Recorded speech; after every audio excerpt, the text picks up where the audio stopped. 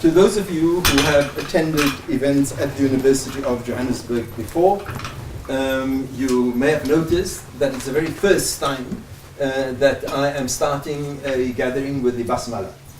I've never started a gathering with Bismillah ar-Rahman ar-Rahim, not at the University of Johannesburg. The University of Johannesburg, our department, is a department of religion studies, not of religious studies. And so we work through, and it's not something that I want to go into any detail at the moment, but what is generally called the objective and critical study of religion. And I thought that I'm in a bit of a funny situation here. Wanting to, needing to welcome people, and to welcome people on behalf of the Department of Religion Studies, given the fact that I'm the head of the Department of Religion Studies. But I'm not here today in my capacity as the head of the Department of Religion Studies.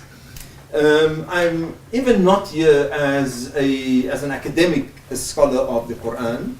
I am really in front of you as a lover of the Qur'an. And so this kind of thing doesn't go down well in the academy. In the academy, we deal with, in the way that scientists deal with the human body as just a body, and human beings deal with other bodies as persons. And in relation to the Qur'an, many of us relate to the Qur'an as lovers. In the academic study of religion, we deal with the Qur'an as a text. We deal with the Qur'an as surgeons or scientists deal with a human body in a very cold and clinical way.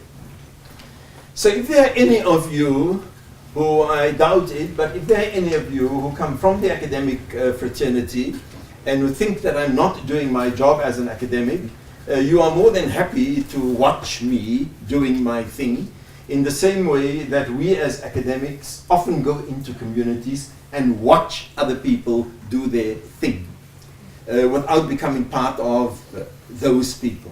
Academics do research and we go and we ask questions and so on. Okay,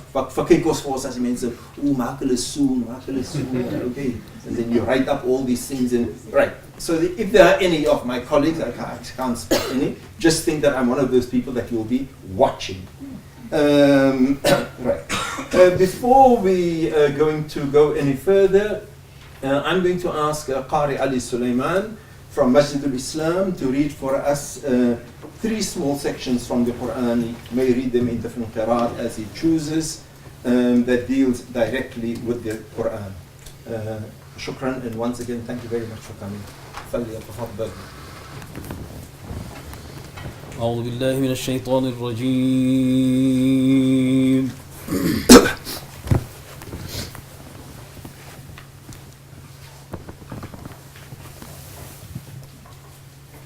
بسم الله الرحمن الرحيم.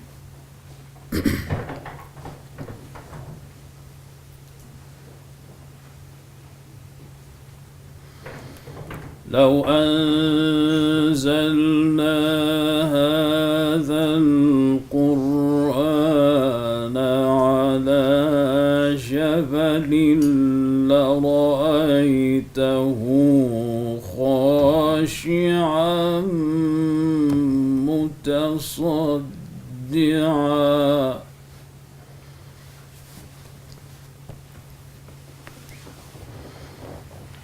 لرأيته خاشعا متصدعا من خشية الله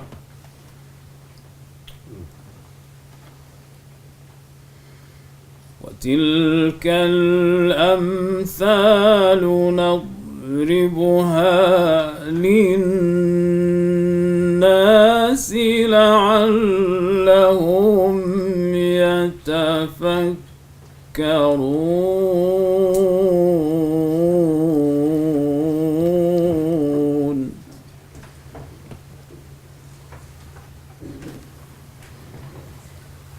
بسم الله الرحمن الرحيم شهر رمضان الذي أنزل فيه القرآن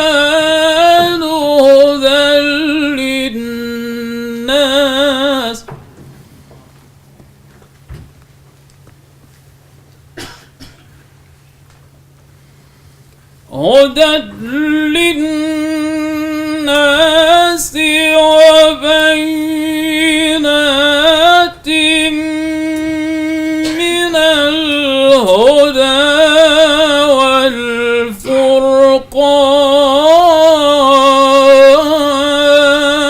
والفرقان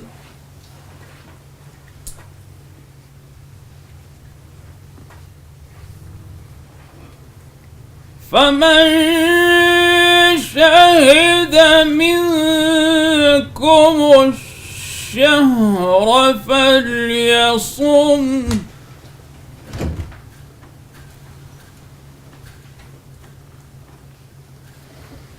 ومن كان مريضا أو على سفر فعدة من أيام أخر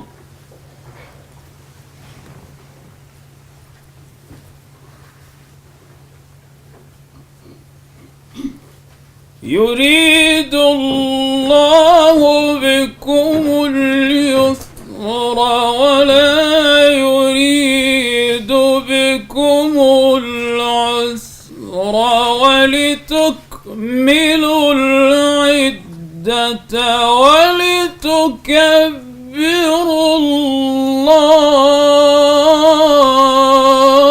الله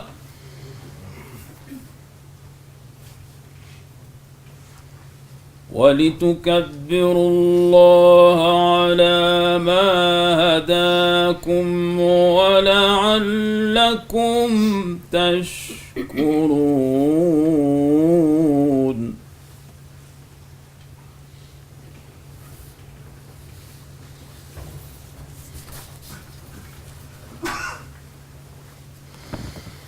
بسم الله الرحمن الرحيم إنا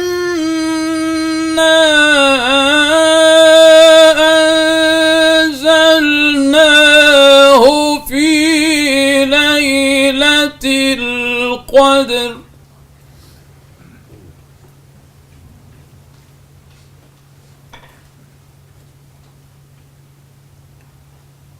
وما أدراك ما ليلة القدر ليلة القدر خير من 1000 شهر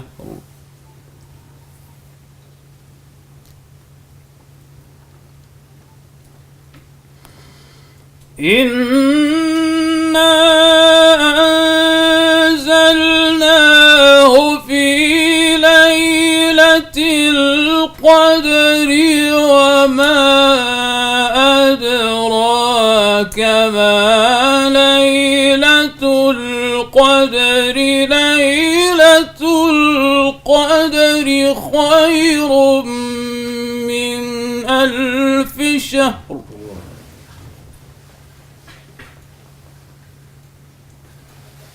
تنزل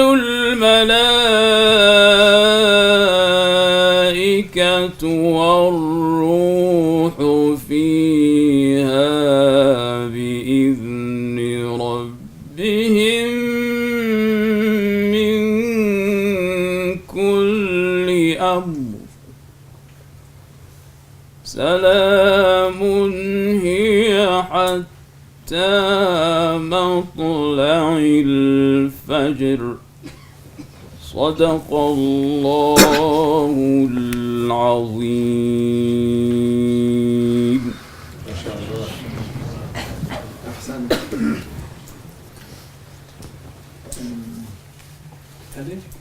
Can you just see how far Iqbal is? I need my computer.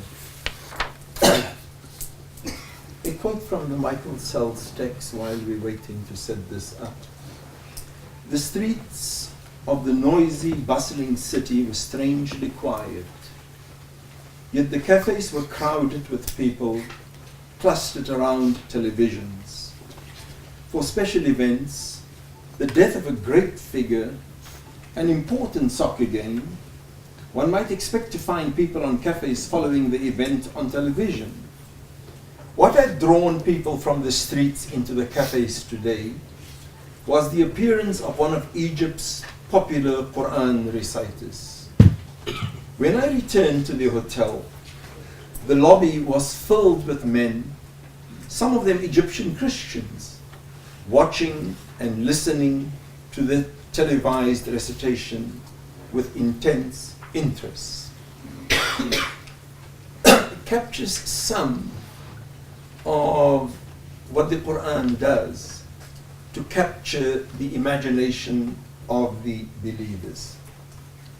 Now, despite the dearth of copies of Michael Sells' book that we have, let me say a word or two about the book. Believe it or not, I've known Michael Sells for a number of years, and I don't know if Michael is Muslim or not. My own book, An Introduction to the Qur'an, came out roughly at the same time as Michael Sells' book, Approaching the Qur'an. And it was going to print at the same time, and my publisher asked me to come up with something for the back cover that would give my book an edge over Michael Sells' book. I read through the manuscript of Michael Sells' book and refused to write a blurb for the back jacket of my book to give it an edge over Michael Sells' book. There is, well, of course, an ayah in the Qur'an, فَاسْتَبِقُوا الْخَيْرَاتِ, compete with each other in goodness. But in this case, I could quite clearly and early on see that the battle had been lost. This doesn't mean that you shouldn't try to get hold of a copy of my book, called by many different names, I think, An Introduction to the Qur'an or whatever. In 2002, about 2 years after his book was first printed, the University of North Carolina decided to prescribe his book to all the students at the university. They have a book in the first week of university that the entire university has to read. And whether it is engineering or humanities or whatever, the entire university has to read the book. And people in their own classes discuss this book. And they chose Michael Sells' book to be read by the university. There were 3 students who argued that this is a Muslim book, they are Christians, they refuse to read this Muslim book, and it's propaganda, blah, blah, blah.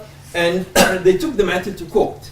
And the matter actually went up to the Supreme Court, up to the highest court in the United States, where the students lost the case, and the book was reinstituted the next year then to be read by all the students.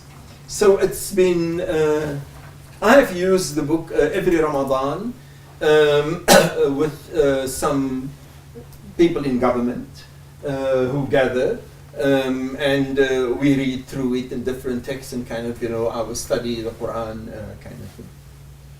So that's just about the book. Something about Akhirah.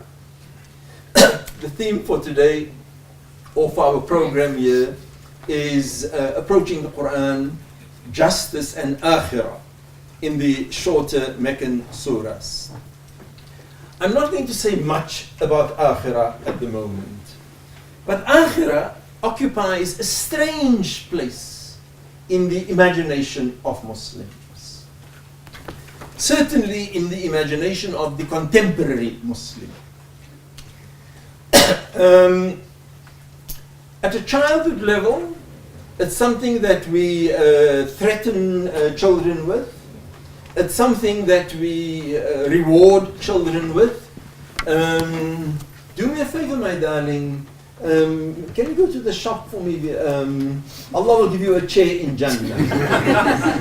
And being the precocious kid that I was, after a while of all of these chairs in Jannah and chairs in Jannah, I told my mother that I had no plans to be a chair seller in Jannah, that I've got enough chairs now. And so it is this ongoing, this things about reward and so on. Of course, if you belong to some other tendencies in the house of Islam, then it is much more vivid.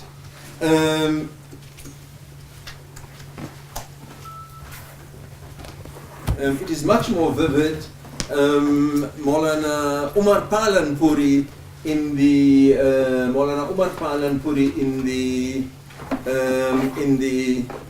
Tablighi Jamaat had the reputation. Maulana Umar Palanpuri in the Tablighi Jamaat had the reputation, and I'm cutting a bit close to the bone for Ramadan. At least in Ramadan, also one should have a sense of haya, a sense of modesty. Okay,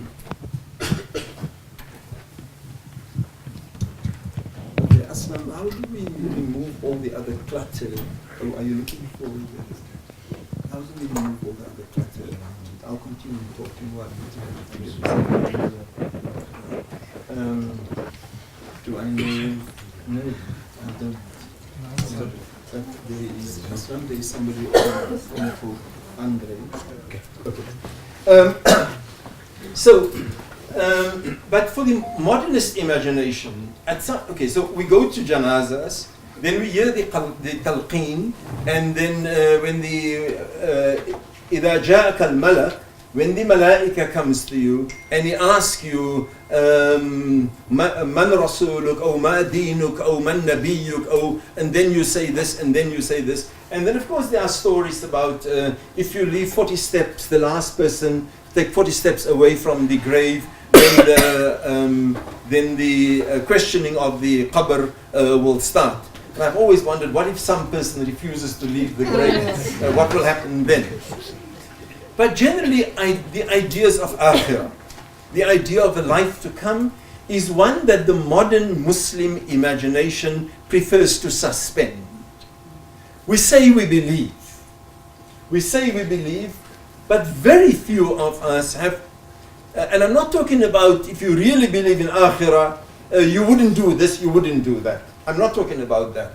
I'm just talking about logically thinking through the, you may want to write and big and large in the font for everything. I'm just thinking about logically thinking about akhirah. So there is this belief, and even the most cultural Muslims, meaning not religious Muslims, also want to be buried as Muslims. But the question of the adab of the qabr, sometimes these are stories that we hear a lot about if we go out in Jamaat, about the snakes, and if you miss one salah, you'll be in Jahannam for one huqub, and one huqub is, I don't know how many thousands of years, and those thousands of years, every 1,000 years is equivalent to so many thousands of years in this life, kind of really mind-stretching stuff. But on the whole, we have difficulty dealing with the idea of akhirah. And we can't articulate it because we are afraid that other people will talk about don't you believe? Because that is generally how the question just gets quietened. And so I only want to, in this program, give you an idea of the shorter Meccan suras, how they deal with akhirah, but more specifically, how central the idea of socio-economic justice is to the how central socio-economic justice is to the Qur'an. Jamil, where is my copy of Approaching the Qur'an? They did photocopies, and I don't think it came back. So there is this discomfort that Muslims have about akhirah, okay, and we don't quite know how to negotiate it. Sometimes, is it allegorical? Isn't it allegorical? Is it real? Is it not real? But let's not speak about it. Let's not speak about it. Let's move on. This is generally the ordinary contemporary Muslim imagination with this kind of thing. Okay. I want to say something about there are different approaches to the Qur'an. I have told you today what my own approach is going to be. Generally, I have in my own, on being a Muslim, I have categorized and spoken about people relating to the Qur'an in about 6 broad categories. The first person is the ordinary believer in the Qur'an, the ordinary lover of the Qur'an. The second approach to the Qur'an that I have dealt with is is everything okay? I see? Yeah. Oh. You have to make it bigger when you want by zooming. Oh, okay. The second category that I've spoken about is the scholarly lover of the scholarly lover of the Quran. And in that categories you get the usual mufassirun that you have, whether it is Sayyid Qutb or Maulana Abul Ala Mawdudi or your older tafasir, Zamakhshari, Zarkashi, Allama Tabatabai, or Zarkashi Ibn Abbas, a whole range of traditional mufassirun. These are scholarly lovers of the Quran. A third category that I've dealt with is what I call the critical lovers of the Quran. Lovers of the Quran, but engage in a critical relationship with this Quran. And critical normally used in the academic sense of the word, not critical as in you're forever critical about what I'm doing, you know. I was trying to teach a cousin of mine the need to be objective. So, because, you know, he kept on seeing everything from his perspective and he couldn't see my perspective on anything. So after I explained to him what objective was about, he said, but I am objective, I'm always objective. I said, no, you're not. So he said, of course I am. Every time you speak, whatever you say, I object to it. So I tried to explain to him and said, look, what do you mean? There's no difference between the two. Objective, objective. There is a difference between critical of and a critical approach to something. And so you have the lovers of the Quran who are critical lovers of the Quran, have deep questions to ask of the Quran, and sometimes it's like some relationships. We can be critical of each other, but we think that our being critical of each other assists our growth and deepening in our relationships. And there are other lovers again who think that when we're critical of each other, you're criticizing me all the time, I can't do anything right. So, yeah.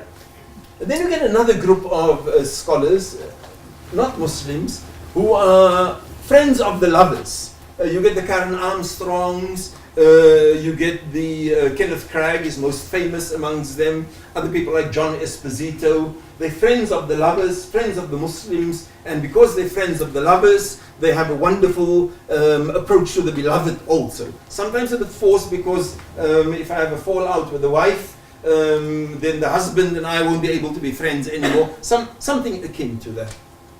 There is then a fifth category of what I have sometimes mischievously described in this in my own book on the Quran, that I sometimes mischievously described as the voyeurs, the people who peep at this act of love that's happening between the Quran, the beloved, and the lovers, but who claim that they have no interest in what's happening in what they're seeing.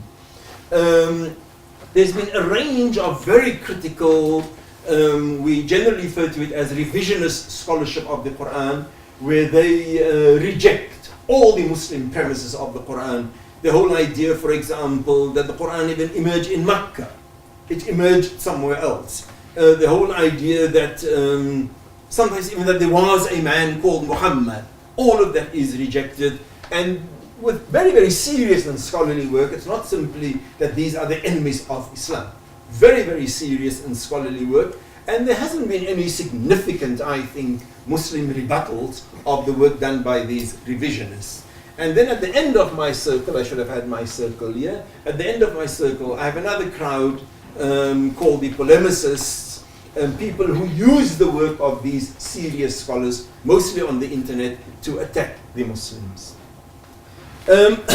But scholarship has been extensive around the Qur'an. It's perhaps one of the most written about books. What space does the Qur'an occupy in Islamic theology? There are two. Okay. For the vast majority of Muslims, the Qur'an is the literal word of God. From cover to cover, unchanged, transmitted to Muhammad through the sacred agency of Gabriel, recorded, repeated, rehearsed by Muhammad, faithfully transcribed word for word. That is the definition of the Qur'an. There are two doctrines, there are two elements of aqidah that govern the dominant Muslim understanding of the Qur'an. The one is i'jaz, that the Qur'an is a mu'jiza.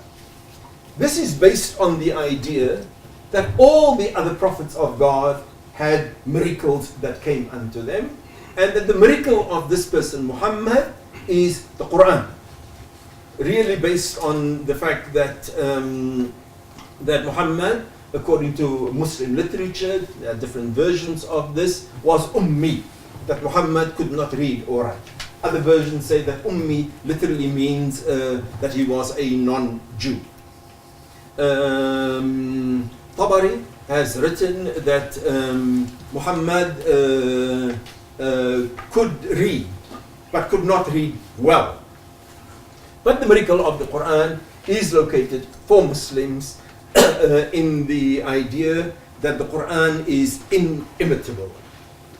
And the Qur'an issues three challenges, three ayat to the non-believers about the imitation of the Qur'an. Sheikh Ali, do you know these three ayat just like this?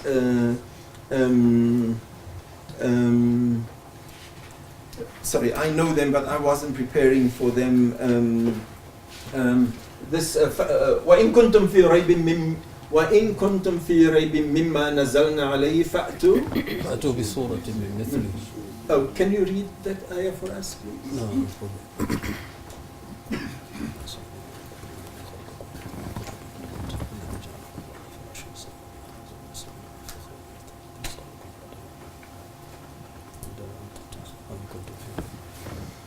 أعوذ بالله من الشيطان الرجيم وإن كنتم في ريب مما نزلنا على عبدنا فأتوا بسورة من مثله وادعوا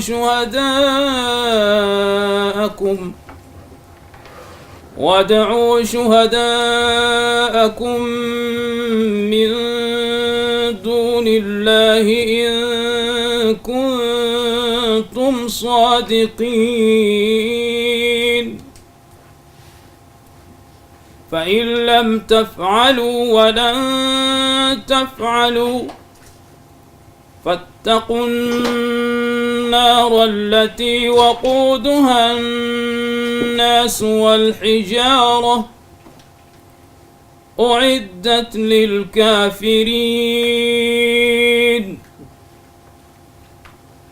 وبشر الذين آمنوا وعملوا الصالحات أن لهم جنات تجري من تحتها الأنهار كلما رزقوا منها من ثمرة رزقا قالوا هذا الذي رزقنا من قبل وأتوا به متشابها ولهم فيها أزواج مطهرة وهم فيها خالدون. Jazakallah khair. So, وَإِن كُنْتُمْ فِي رَيْبٍ مِّمَّا نَزَّلْنَا عَلَىٰ عَبْدِنَا. And if you are in doubt about this that we have revealed unto our Abd, فَأْتُوا بِسُورَةٍ مِّن مِثْلِهِ. Come along and bring one surah, the kind of it. وَإِن لَمْ تَفْعَلُوا وَلَنْ تَفْعَلُوا. And if you can't do this, and you will never do it, and you will never be able to do it, وَإِن لَمْ تَفْعَلُوا فَإِن لَمْ تَفْعَلُوا وَلَنْ تَفْعَلُوا فَأْتُوا بِهِ وَادْعُوا شُهَدَاءَكُمْ وَادْعُوا شُهَدَاءَكُمْ مِن دُونِ اللَّهِ إِن كُنتُمْ صَادِقِينَ. Then call your witnesses other than God if indeed you are truthful. ثُمَّ فَإِن لَمْ تَفْعَلُوا وَلَنْ فَإِن تَفْعَلُوا لَمْ تَفْعَلُوا وَلَنْ تَفْعَلُوا. And if you can't and you will never be able to, فَاتَّقُوا النَّارَ الَّتِي وَقُودُهَا النَّاسُ وَالْحِجَارَةُ. Then prepare for hell. وَقُودُهَا النَّاسُ, its energy, its wood. وَقُودُهَا النَّاسُ وَالْحِجَارَةُ is human beings and stone.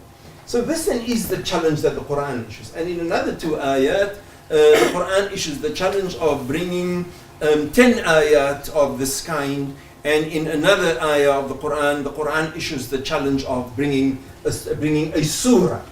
An ayah, a surah, and 10 ayat of this kind.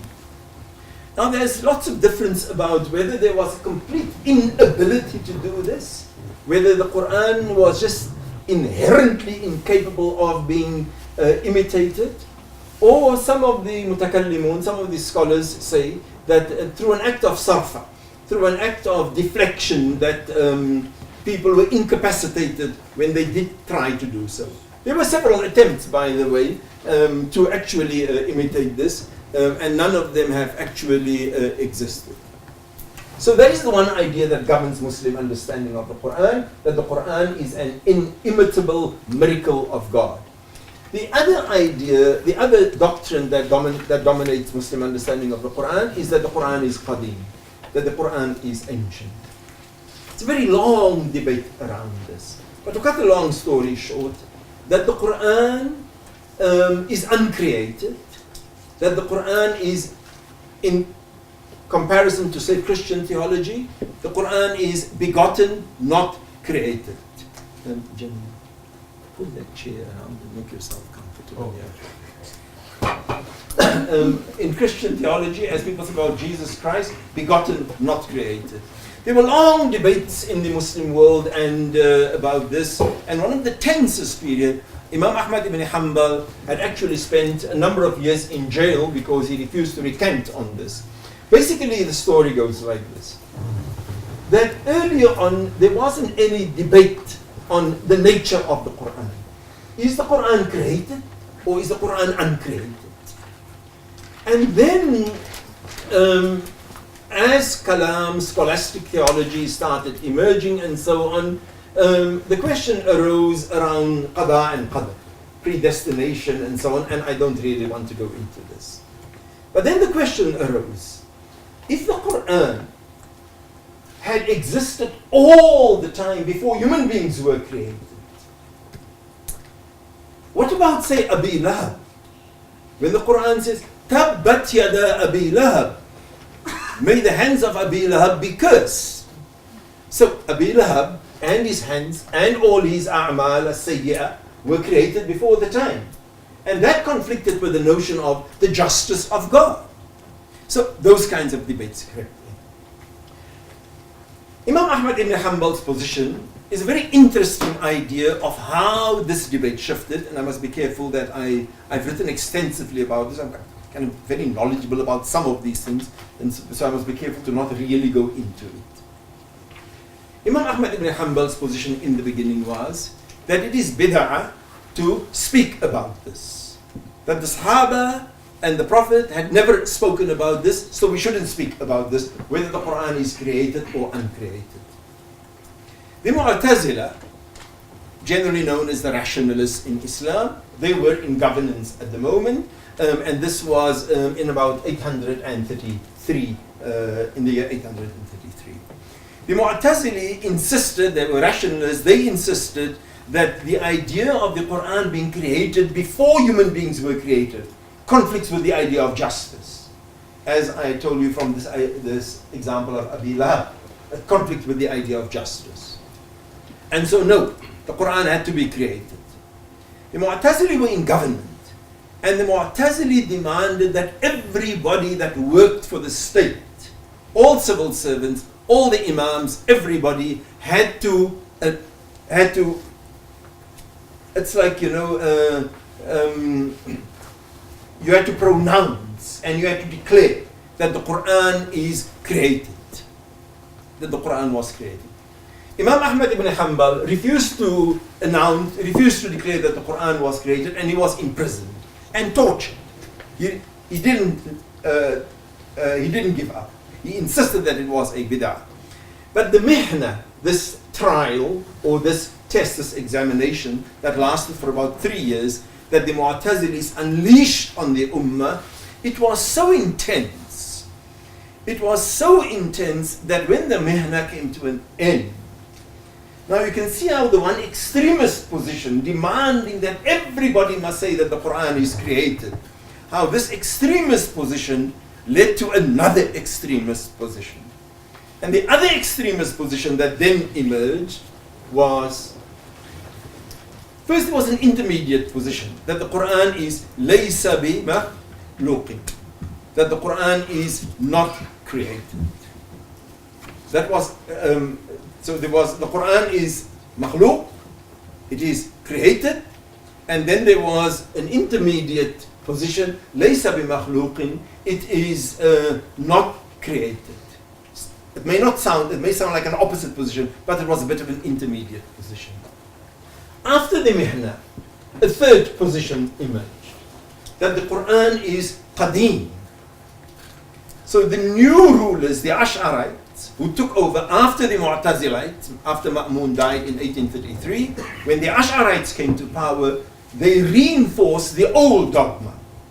But earlier on, Ibn Hanbal's position was that it's a bid'ah to speak about this. Los die af mense. Die Nabi sallallahu alaihi wasallam het nie gepraat van nie. Hoekom bring julle waar? Hoekom krap julle waar dit jik nie?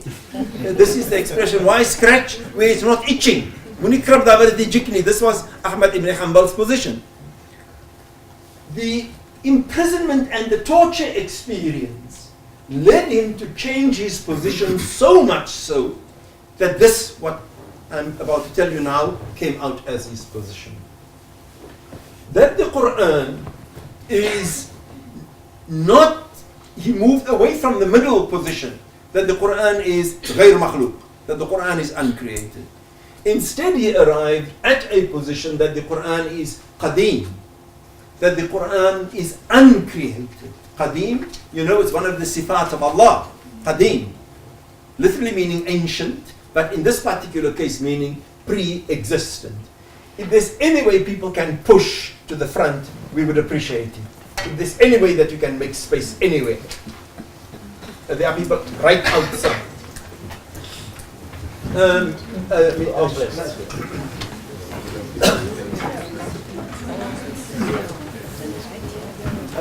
Someone will sit here.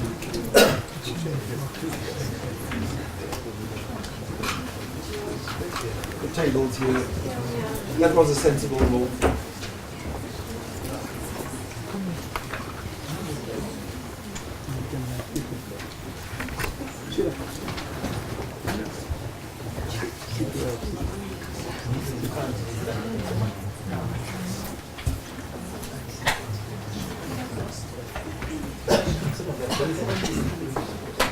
Okay. When Imam Ahmad ibn Hanbal came out, the new position was that the Qur'an is uncreated, غير مخلوق. That the Qur'an is qadim, the Qur'an is ancient as God, which the Mu'tazilis described as shirk. You are now equating the Qur'an with Allah. But not only is the Qur'an uncreated. When I read the Qur'an, it is uncreated. When the sounds reverberate from the mihrab in my reading, that is uncreated. And it goes further. To deny this is kufr. وَمَنْ شَكَّ فِي كُفْرِهِ فَقَدْ كَفَرَ. And whoever doubts that this is kufr is himself a kafir.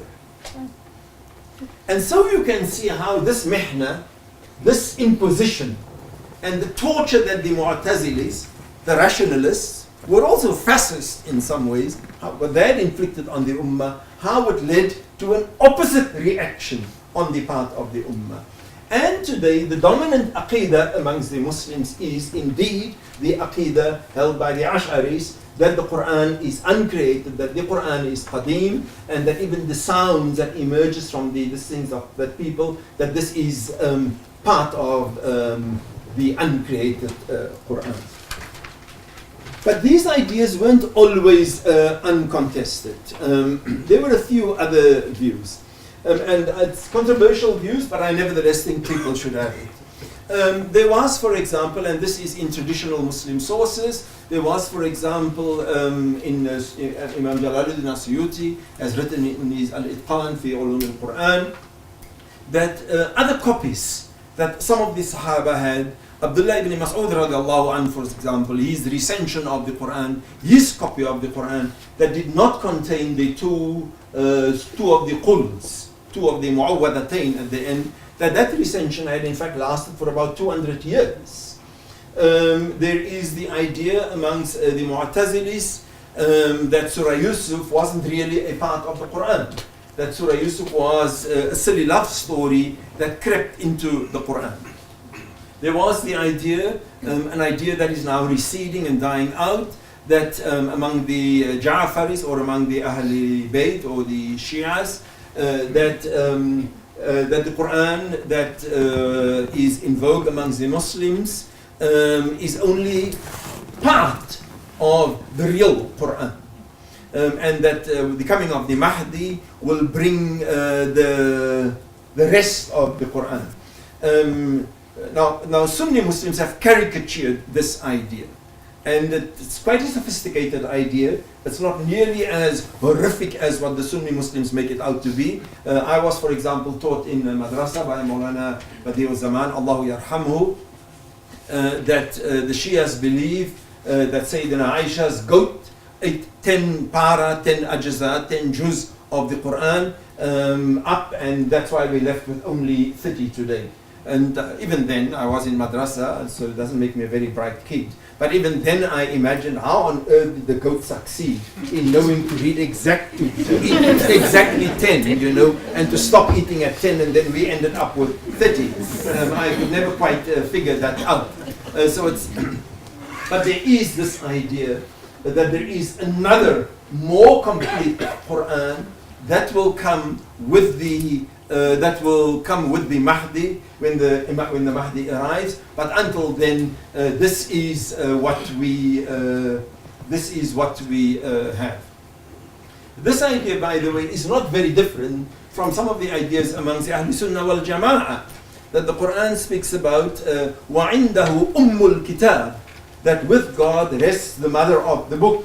And there are some Mufassirun who say that the mother of the book, the Ummul Kitab, is the Quran that we have. And there are other Mufassirun who say that no, the Quran is a part of the Ummul Kitab with God. And that Ummul Kitab, the mother of the books, will be revealed to us at another stage. So the idea that there is completeness and incompleteness in the way we sometimes put these things when Sunnis and Shias kind of mock each other or want to this one-upmanship that we want to engage in. The ideas are far more sophisticated around these things than what we make out in these kinds of polemics. So these are the two dominant views around the Quran. And then there's also one interesting one. The Ismaili Muslims, some of you have heard of the Aga Khan Muslims. The Ismaili Muslims, only in the last 25 years have they begun to deal with the Quran and to get copies of the Quran and so on. And the logic was very simple, that the Hazar Imam, the Imam of the age, is a living Quran. And if you have a living Quran, then you don't need a dead Quran. And so that has been the Ismaili idea on the Quran. I'm including these, I'm not saying that these are heretical, it's not, I'm a scholar again. It's not my this things to say who's right and who's wrong. I'm just pointing out some of the other ideas around the Qur'an. The Qur'an in the lives of Muslims. I want to show you a few images quickly. No,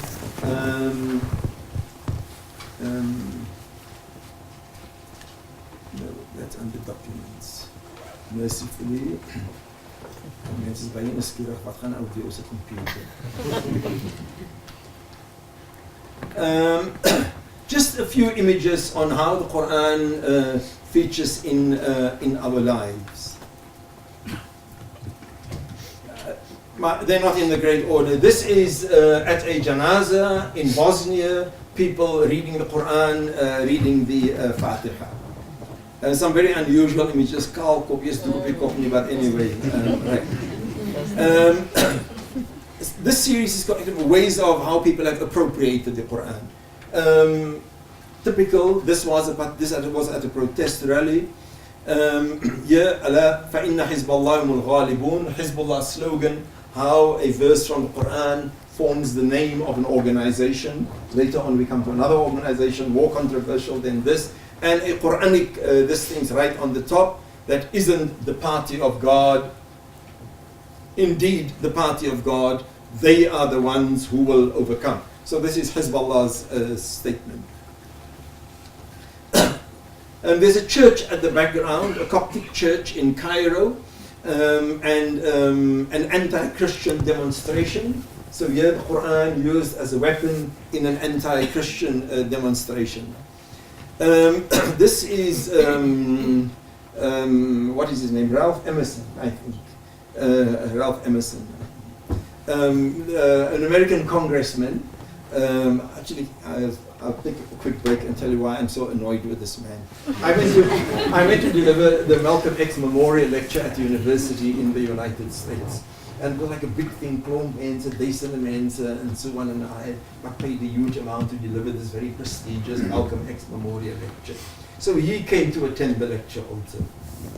And some of you may know my political views and so on. I'm no great friend of America's, to say the very, very least.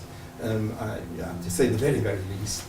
So he was there, he's a congressman, he's a Muslim, here he's taking the oath of office on the Quran. So after I'd spoken, people asked him, polite, congressman, Muslim, if he wanted to say a few words. And the few words was much longer than my 15-minute lecture. And all the glamour, all the luster, all the shine and so on out of the window. So I'm very angry at this guy. This is Congress Marvin Ellison, and he's an American congressman, the only Muslim taking the oath of office on Thomas Jefferson's copy of the Quran. This is a fascinating one, the Quran in Guantanamo Bay. The Quran in Guantanamo Bay, using their face masks, using the hygienic masks, and to tie it, and again, it gives you all an idea of what the Quran means to people. Here's another one. Can you see the group at the bottom? Al-Fatiha. This is an international gay Muslim group. An international gay Muslim group, and they've named their group Al-Fatiha. Now, if you think they don't quite look very Muslim, in this picture, LGBTQ Muslims no longer invisible, Al-Fatiha UK, and you can see the Al-Fatiha. There's nothing really, it could be Jews for all we care, it could be some Christians or some pagans and so on.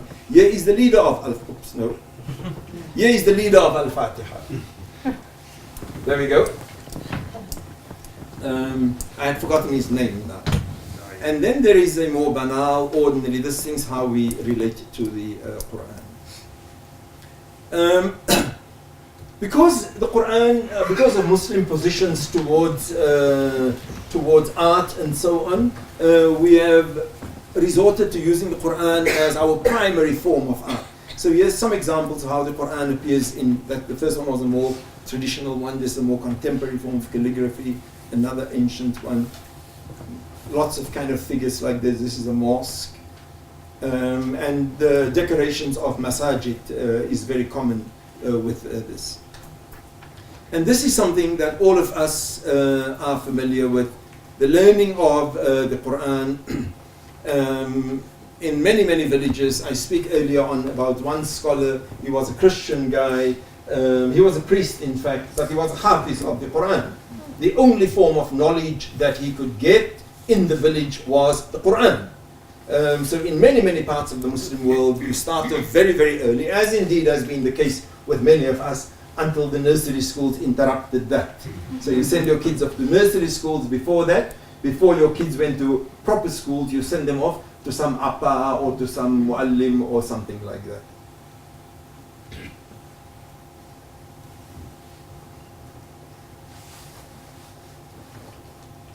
And this is a very common scene in North Africa, in the Middle East, where people sit in the market and incorporating the Quran into their business. The funeral of Rafiq Hariri, my favorite picture.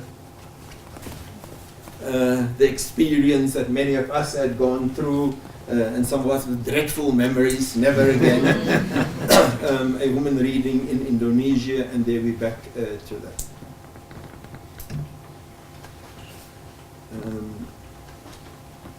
Okay. Now, the Quran in the lives of Muslims, as we reflect in some of these images. Michael Sells here tells us about, you can turn your chair around if you want to. Most of the world's Muslims, including the majority of those who live outside the Arab world, learn the Quran in Arabic. For them, the sense of some extraordinary power and beauty is readily recognized. Generations of Quranic commentators have tried to account for the compelling nature of the composition, the articulation, or the voice of the Quran. But the fact that there was something special about it for the commentators and their contemporaries was assumed.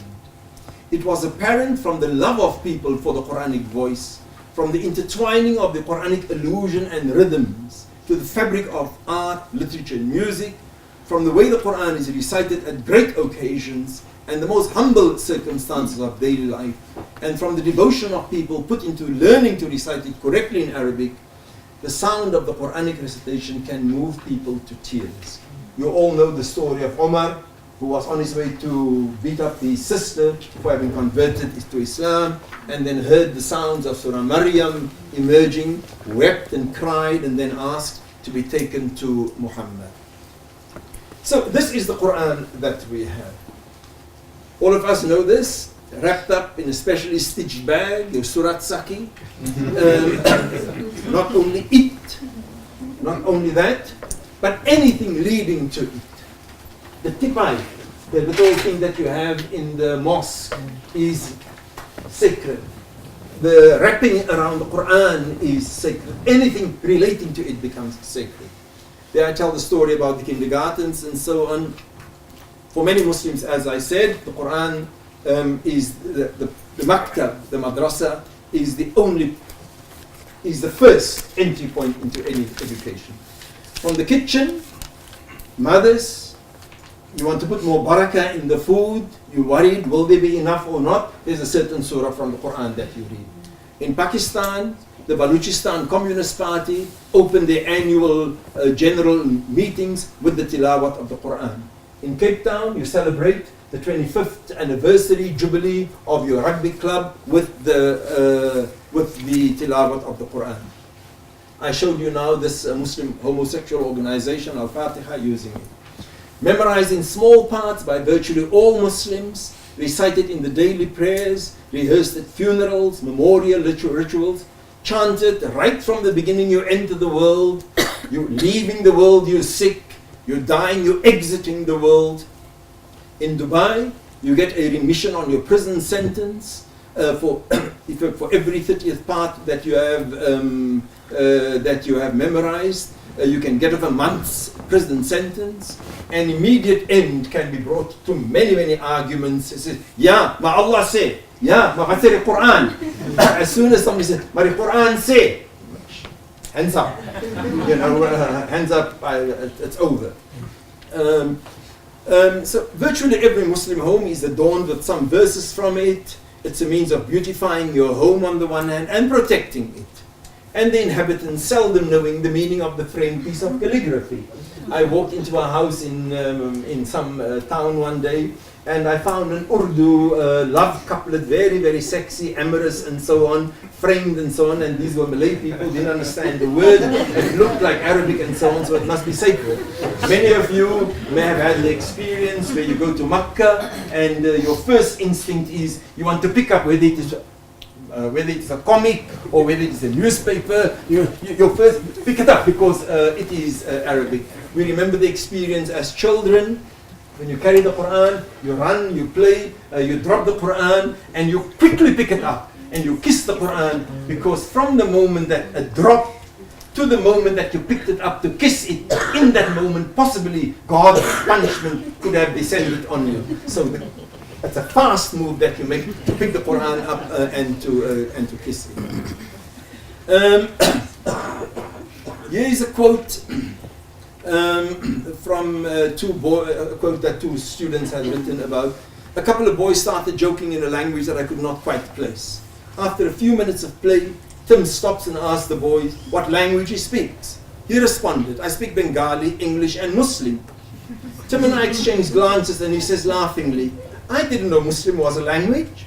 The boys protested and argued, and one says, come on, what do you think we've been doing here?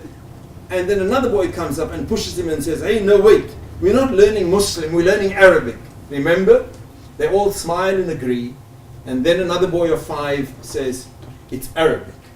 That's the language the Qur'an is in. And so this close identification with Muslimness and the Qur'an, who we are. Of all the scriptures in the world, the Qur'an is the most rehearsed and recited of scriptures. It is not the Bible of Muslims. It is the Savior of Muslims. The space that the Qur'an occupies in the religious imagination of Muslims is not the space that the Bible occupies in the Christian imagination of Muslims. And that's why I'm very sorry to disappoint all of you great fans of Ahmad Didat. That when he kept on comparing the Qur'an to the Bible, he was really comparing pears and oranges. These were two entirely different books. The Qur'an occupies the space in the religious imagination of Muslims that Jesus Christ, rahimahullah, or alayhi salam, occupies in the Christian imagination. And in the same way that you don't put Jesus Christ on a psychotherapist's chair and psychoanalyze him and want to get to his real motivations and the darker forces inside his life and so on, that when he went and embraced Mary Magdalene, did he get an erection or didn't he get an erection? You just don't do this. Not to Jesus Christ, not to this Masihullah. No, to the Messiah, you don't do this. And so Muslim attitude generally to the Qur'an is you don't do this to the Qur'an. You don't ask awkward, embarrassing questions of the Qur'an. You don't interrogate the Qur'an in the way psychoanalysts, for example, would interrogate human beings. So the Qur'an, Michael Sells here, is the one central miracle of Islam. Sorry, this is a scholar by the name of David Moore, and not the David Moore at UJ.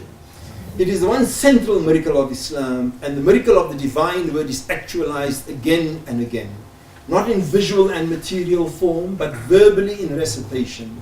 Its phrases are repeated in cantillations at the mosque, in teaching, memorization at mosque school, prayers of the believers. The book provides the basis for the study of Muslim theology and law. At the popular level, its text may be regarded as talismans, ta'weez, and this ajumat, and the sphere of art. It has conferred something of its religious power on the Muslim art of calligraphy. So the Qur'an is alive for Muslims. It has a quasi-Muslim personality. I had a friend in India who never changed his clothes in his bedroom because there was a copy of the Qur'an in the bedroom.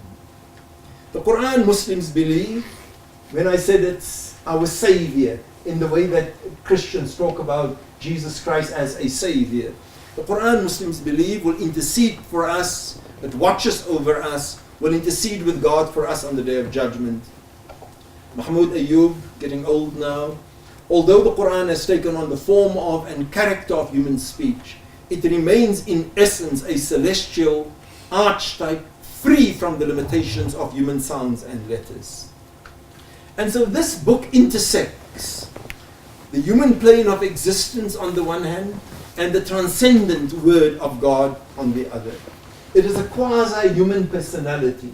The Quran speaks. One of the things that we will do in the later sessions is to read this dua that is read when the Quran is, when you've read a khatam of the Quran. And you'll see how the believer pleads with this book to intercede on its behalf in front of God. It is imbued with feelings and emotions, will contend on the day of resurrection with those who abandoned it. The Quran will argue with those who had abandoned it. And the Quran will intercede for those who have lived by its teachings. The power of the Quran is reflected in one verse which we've read right in the beginning. لو أنزلنا هذا القرآن على جبل لرأيته خاشعا متصدعا من خشية الله. That if this Quran had been revealed on a high mountain, you would have seen the mountain humbling itself. You would have seen the mountain humbling itself and breaking asunder from the awe of God.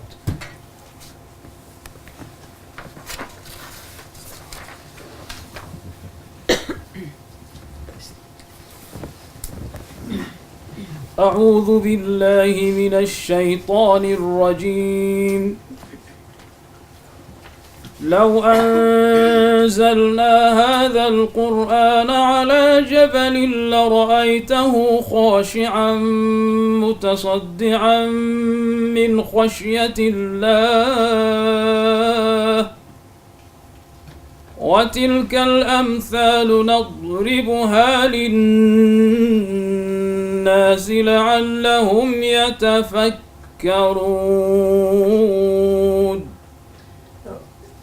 Just think of that analogy.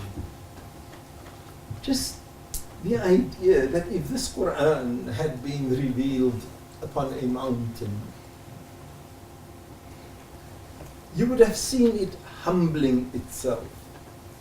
خاشعا متصدعا, being smashed to smithereens.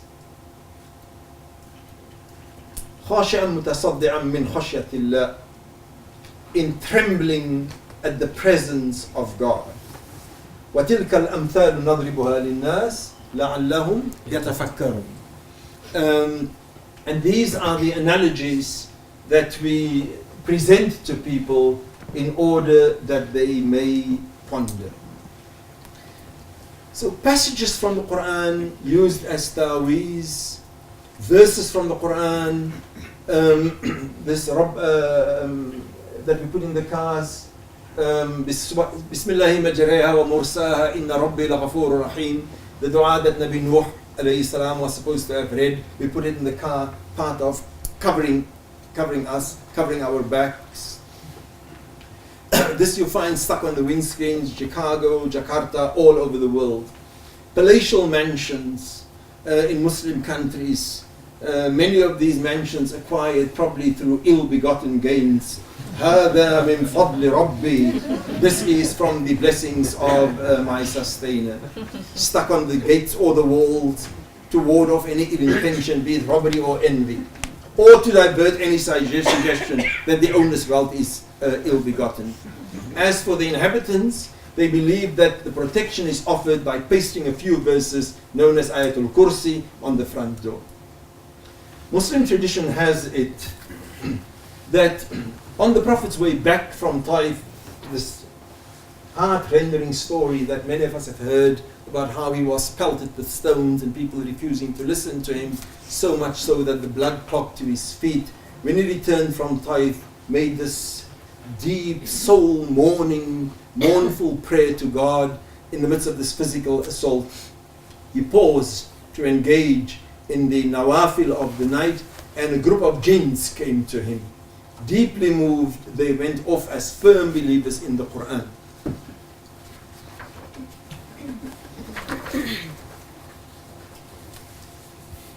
أعوذ بالله من الشيطان الرجيم بسم الله الرحمن الرحيم قل أوحي إلي أنه استمع نفر من الجن فقالوا إنا سمعنا قرآنا عجبا يهدي إلى الرشد فآمنا به ولن نشرك بربنا أحدا. In this ayah, two functions of the Qur'an emerges. To listen, Qur'anan ajaba, a wonderful recital. But also Yahdi, it is a guidance. It is a guidance to those who believe in it. And so these are the two major functions that the Qur'an plays in the lives of the believers. And so the Qur'an promises to provide the believers in the year after solace. Muslims find comfort in its recitation. It's a source of comfort and healing.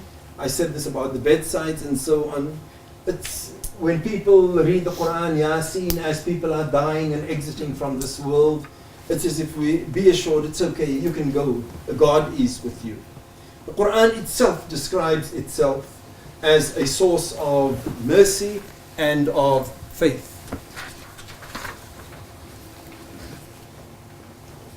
أعوذ بالله من الشيطان الرجيم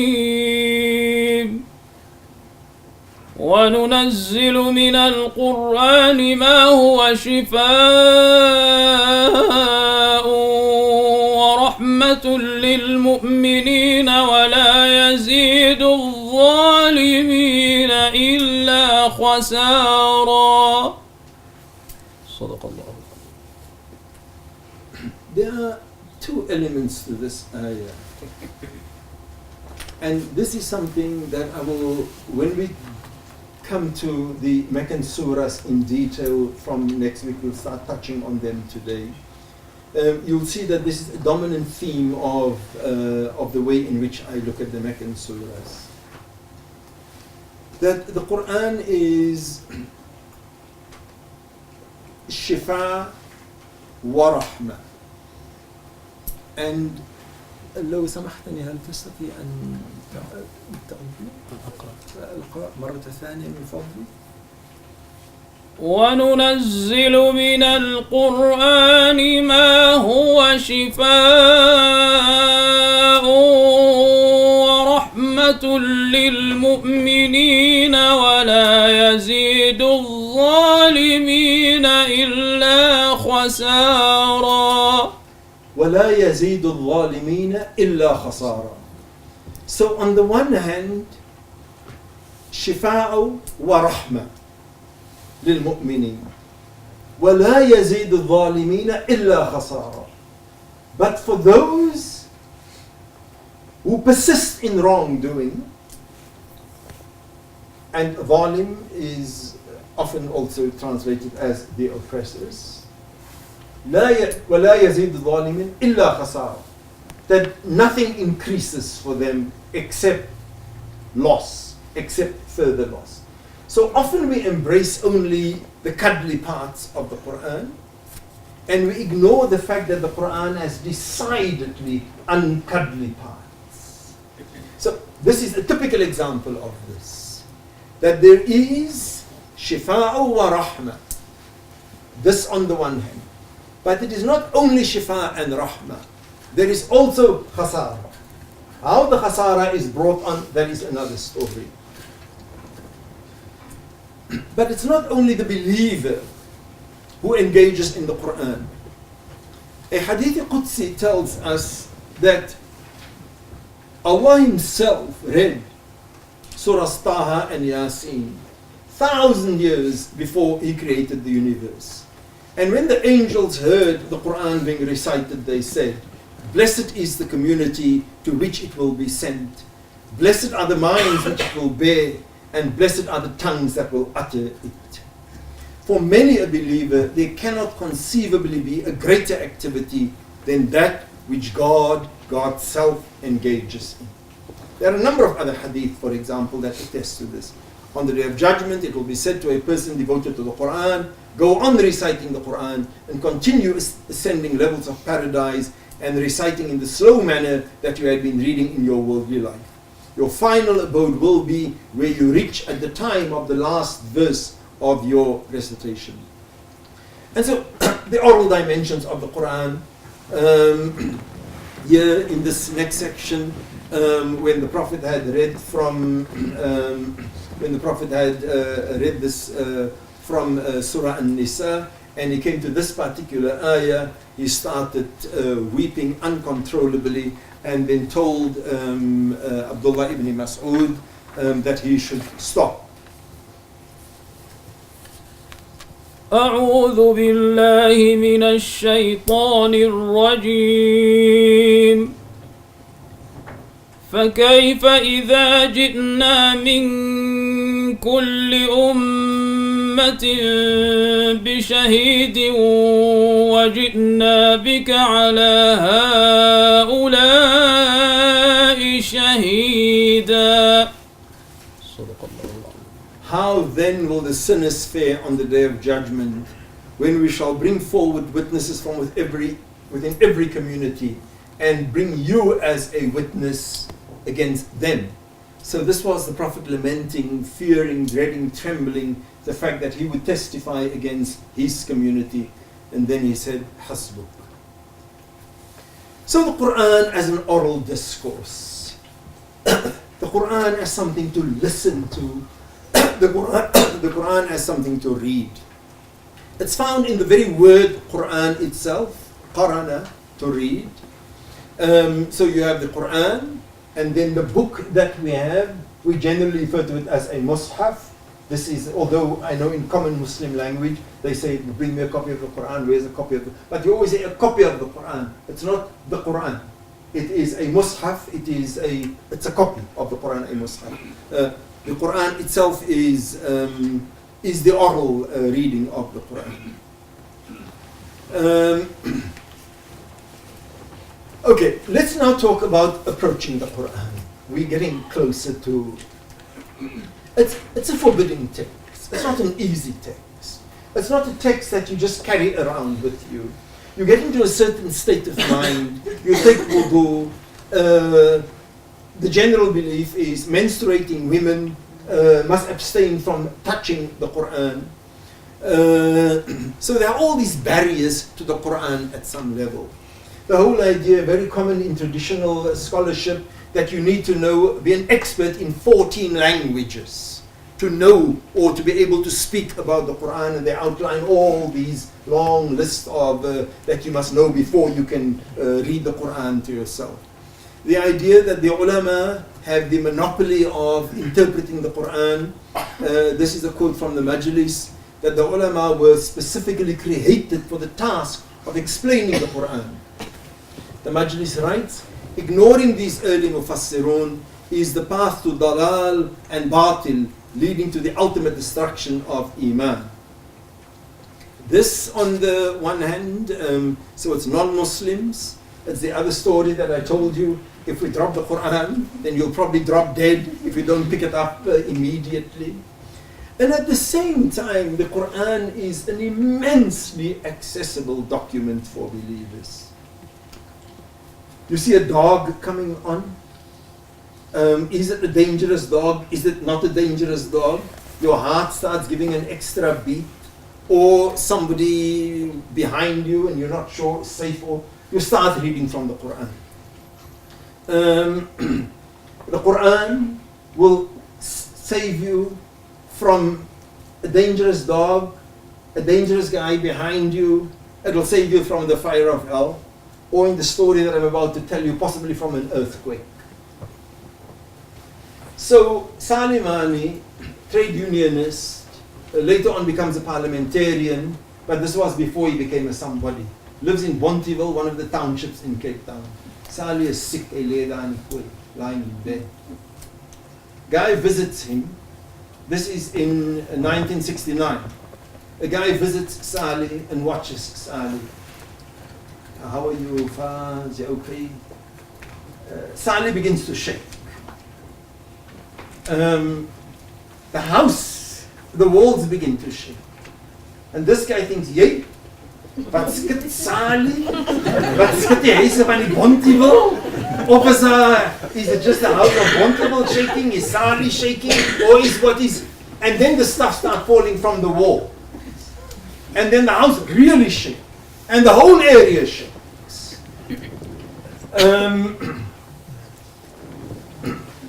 The first such event in Cape Town in 1969.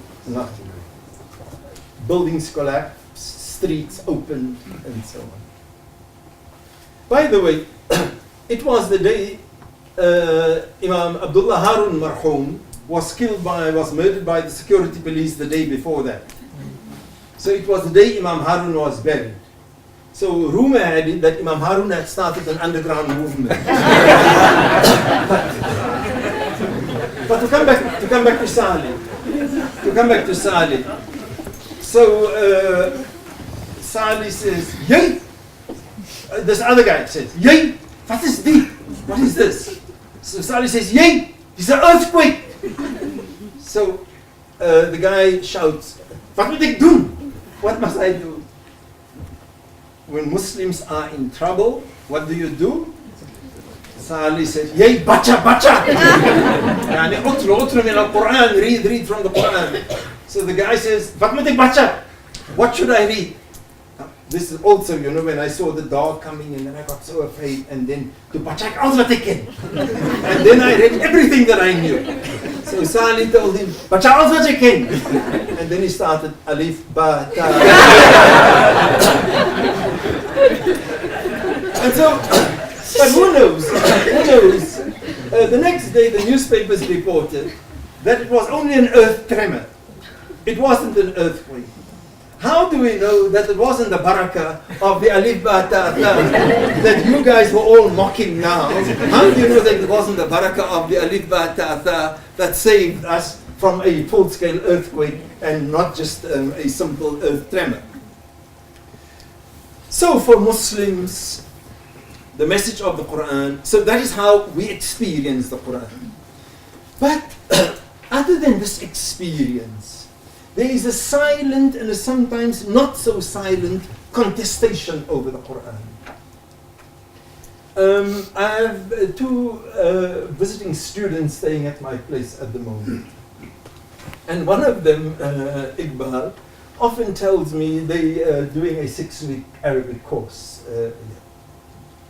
So Iqbal's big reason for wanting to learn Arabic is so that he can understand the Qur'an. So at some level the Qur'an does all of these things to us. And at another level, many Muslims, I want to understand the Qur'an. And many of you, I'm sure, started learning Arabic. And after a couple of months, or after a couple of years, or after just a week or two, gave it up, or something else came up, or my husband didn't like it, so I had to stop going also, or my wife wasn't up to it anymore, didn't keep up with her homework, so I also had to drop out, and so all of us have our own stories. But there is this discomfort. I want to know more. I want to understand the Qur'an. And sometimes, as Iqbal says, he wants to understand, what he reads in the Qur'an.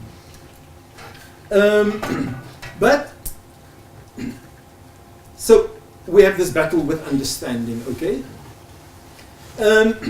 We see this symbolic and spiritual value of interacting with the Qur'an is considerable.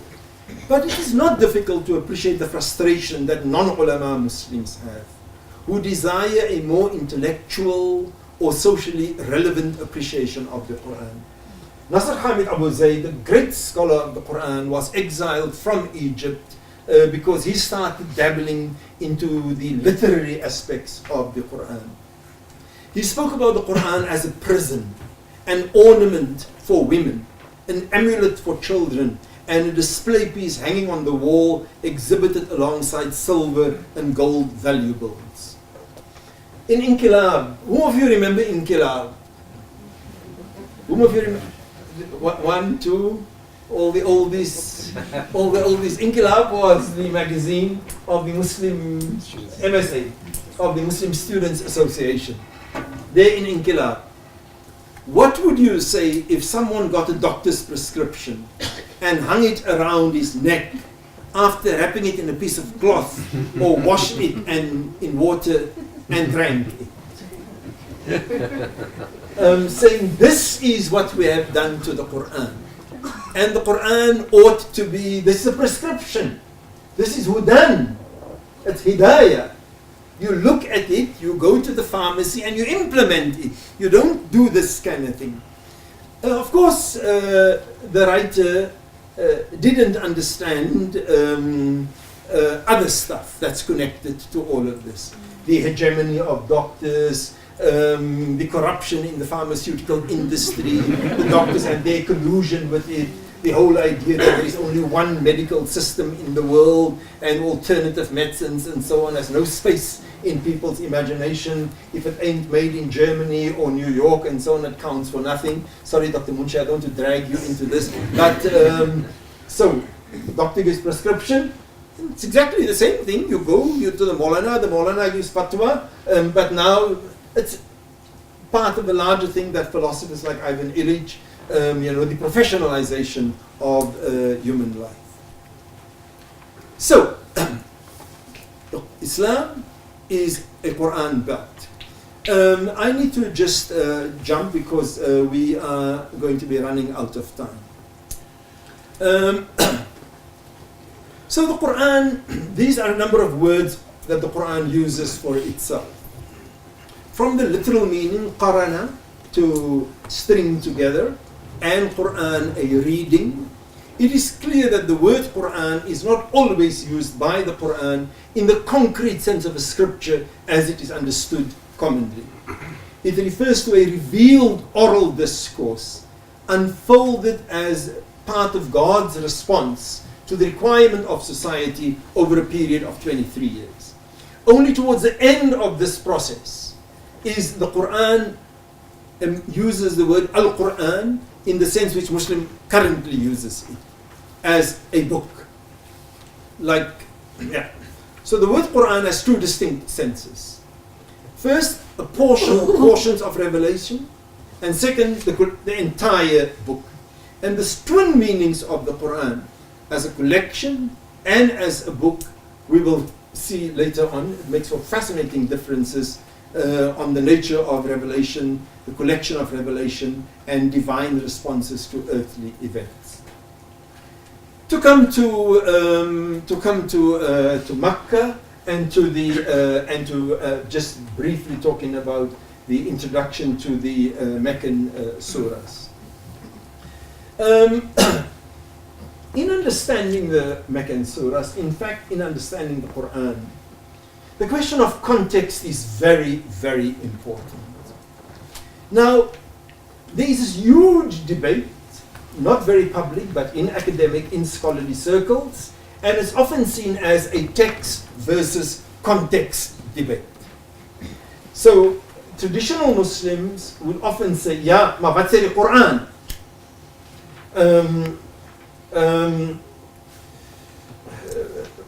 And then others would say, but wait, that's not, what does the Quran say? Where does the Quran say it? What precedes it? What goes ahead of it?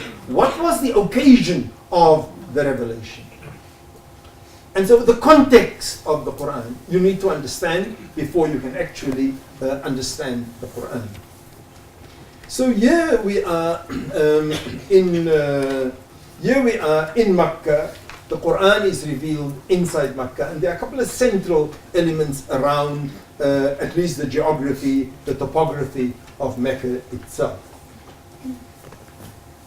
In the center of this world At the blank spot on the geopolitical map, I'm busy with Michael Sells now, were the Bedouins.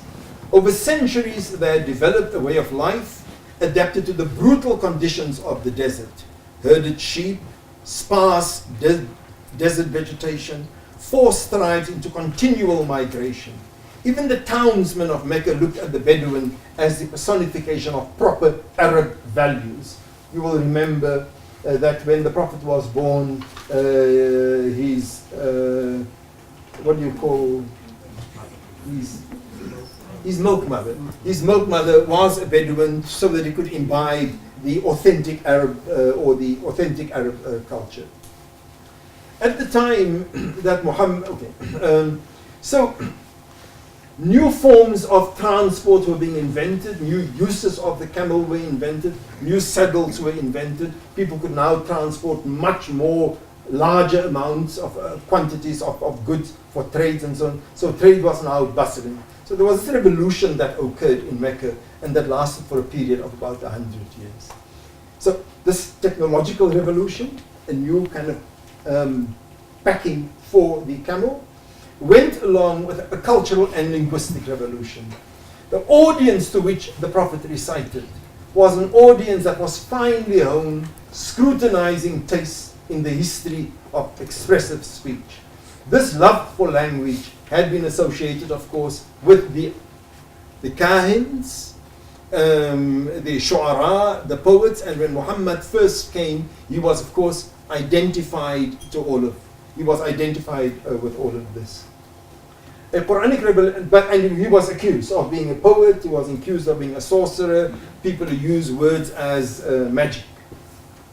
And the Quran makes it clear, وَمَا يَنْتِقُ عَنِ الْهَوَىٰ قُلْ إِنْ هُوَ إِلَّا وَحْيٌ يُوحَىٰ. That no, he doesn't speak of his hawa, say that this is wahyun, that this is revelation, yuha, revealed unto him. And so poetry, the spoken word, was a distinguished character of the Arabs. In fact, the Arabs described the non-Arabs as ajam, as unable to speak, or what is commonly, what do we call people who can't speak? Mute. As mute. So ajam, the opposite of Arab. Arab is from mu'arab, to pronounce, to speak, to be eloquent. And the opposite of Arab, non-Arab, is ajam, is somebody that is mute. It also shows, I think, the prejudices of self and other coming out in this. And so,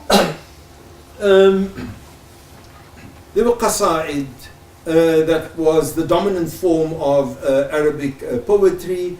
And we need to know something about this, but I'm fearing that I'm rushing things. I really want to finish at 1:45. I want us to end with two suras that unfortunately I will not be able to discuss today. If you could pass this on quickly, this side from you, pass this on to the back, and if you pass this on this side, and then you should be having 2 pages each. Do it as fast as possible, please.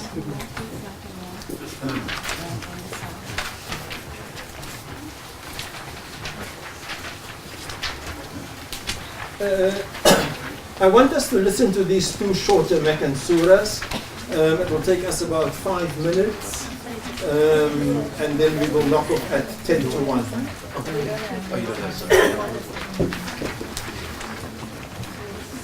Could you please move fast with them?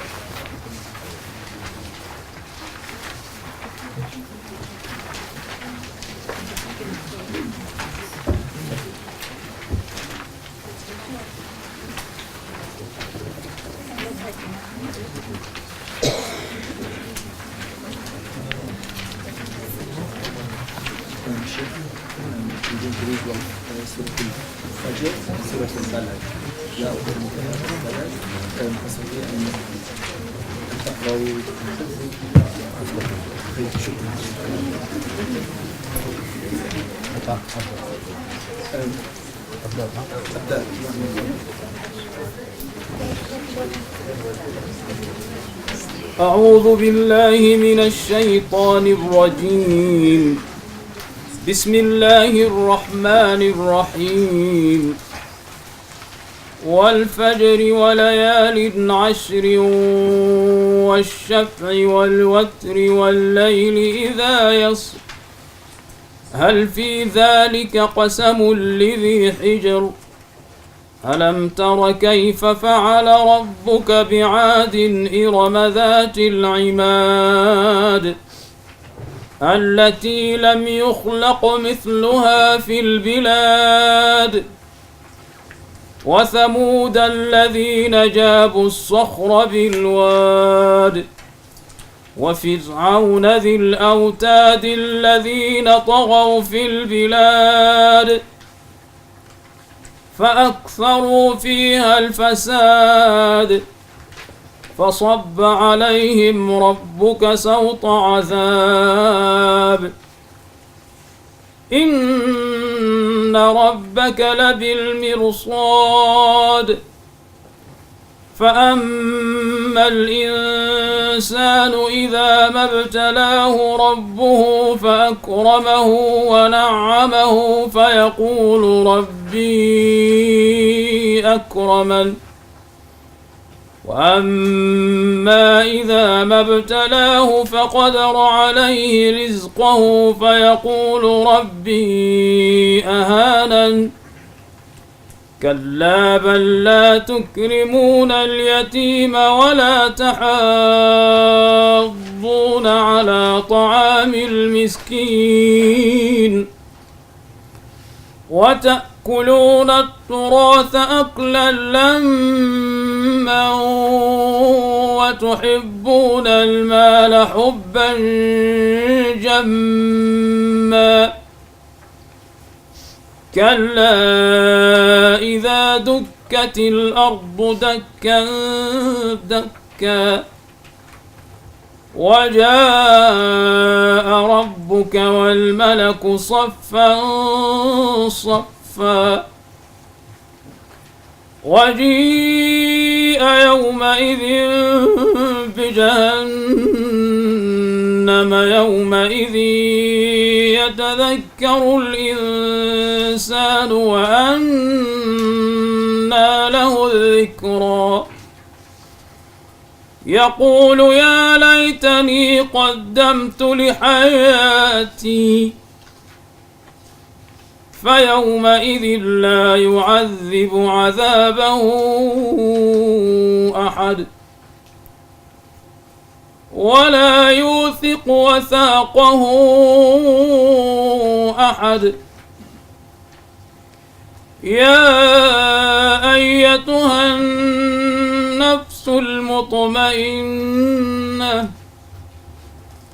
ارجعي إلى ربك راضية مرضية فادخلي في عبادي وادخلي جنتي. صدق الله.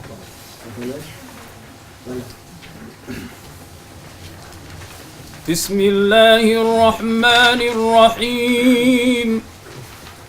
لا أقسم بهذا البلد وأنت حل بهذا البلد ووالد وما ولد لقد خلقنا الإنسان في كبد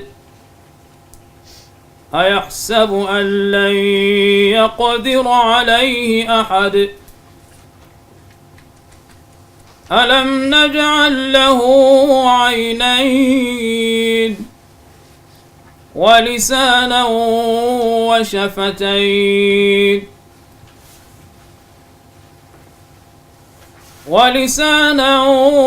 وشفتين وهديناه النجدين. لا أقسم بهذا البلد وأنت حل بهذا البلد ووالد وما ولد لقد خلقنا الإنسان في كبد أيحسب أن لم يره أحد ألم نجعل له عينين ولسانا وشفتين وهديناه النجدين فلاقتحم العقبة وما أدراك ما العقبة فك رقبة أو إطعام في يوم ذي مسغبة يتيما ذا مقربة أو مسكينا ذا متربة ثم كان من الذين آمنوا وتواصوا بالصبر وتواصوا بالمرحمة أولئك أصحاب الميمنة والذين كفروا بآياتنا هم أصحاب المشأمة عليهم نار مؤصدة صدق الله العظيم. People, I will end there. I'm afraid we don't have time for any questions. I just want to say, do take these sheets along with you.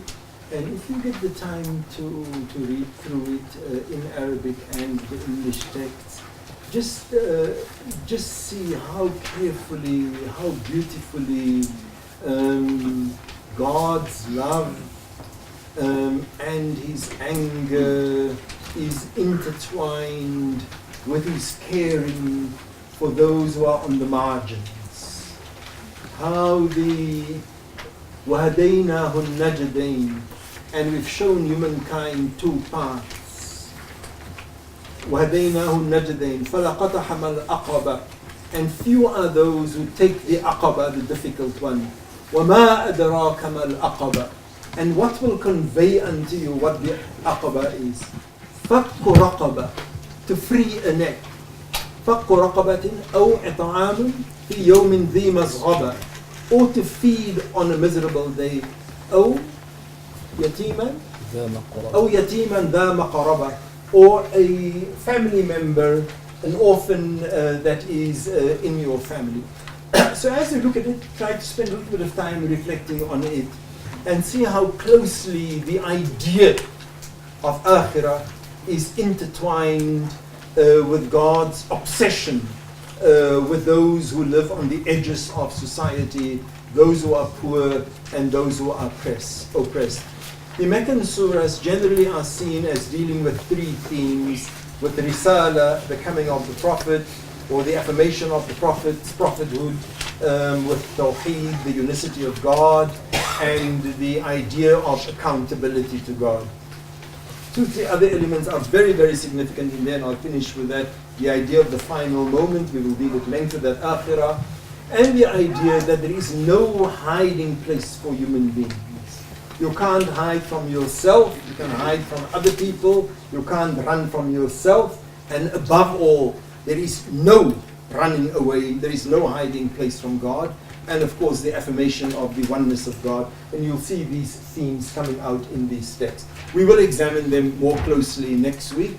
Jazakallah khair, thank you very much for coming, and Ramadan Kareem, and for the rest of the month, inshallah. Assalamu alaikum wa rahmatullahi wa